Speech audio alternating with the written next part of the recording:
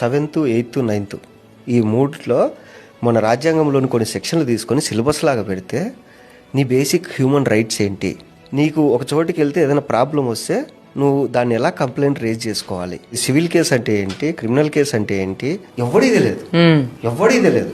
Simple ఏంటంటే మన దేశంలో నాకు బాగా కోపం వచ్చి దరిద్రం ఏంటంటే ఒక డ్రైవింగ్ లైసెన్స్ అప్లై చేసుకోవాలంటే నీకు ప్రాసెస్ ఎవడు చెప్పాడు కరెక్ట్గా. బ్రోకర్ దగ్గరికి వెళ్తే వాడన్నా 3,000 అవుతుందంటే వాడు చేసేస్తాడు. అవును. ఒకటి ఏదన్నా నీకు ఆన్లైన్లో ఒక వెబ్సైట్లో నువ్వు చేసుకోవాలంటే తెలియదు, ఎక్కడికి పోవాలి, మీ సేవకి వెళ్ళిపోండి అంతే.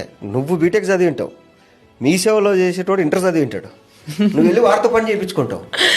తెలియదు నీకు. మన గవర్నమెంట్ ఏం చేసిందంటే జనాలు ఎడ్యుకేట్ అయితే ఫ్యూచర్లో రాజకీయాలు దెబ్బతింటాయి కాబట్టి ఈ నా కొడుకులకు రాజ్యాంగం అంటే ఎందుకు తెలియకూడదు, ఒక గవర్నమెంట్ ప్రాసెస్ ఏంటో తెలియకూడదు, ఇది తయారు చేసి పడి. చిన్నపిల్లలు ఉన్నారు, మీరు చెప్పినట్టు రేపు అటెంప్ట్లు అవి ఇవి జరుగుతున్నాయి. వాడికి 7th క్లాస్ నుంచి సిలబస్ పెట్టండి పోక్సో యాక్ట్ కింద, వాడికి తుచ్చు పడుతుంది.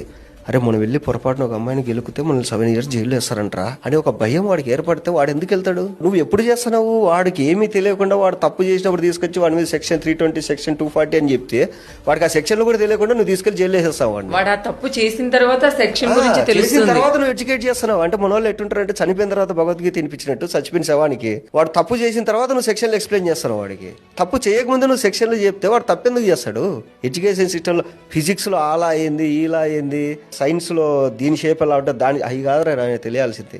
మన కాన్స్టిట్యూషన్ ఏంది, రేపు మనము ఏదైనా తప్పు చేస్తే మనం ఎలా రియాక్ట్ అవ్వాలి, లేదా మన మీద ఏమన్నా జరిగితే మనం ఎలా కంప్లైంట్ ఇచ్చుకోవాలి, మన ఫ్యూచర్లో మనం అసలు ఏం తింటే బాగుపడతాం, మన హెల్త్ బాగుండాలంటే మనం ఇది కదా ఎడ్యుకేషన్ అంటే.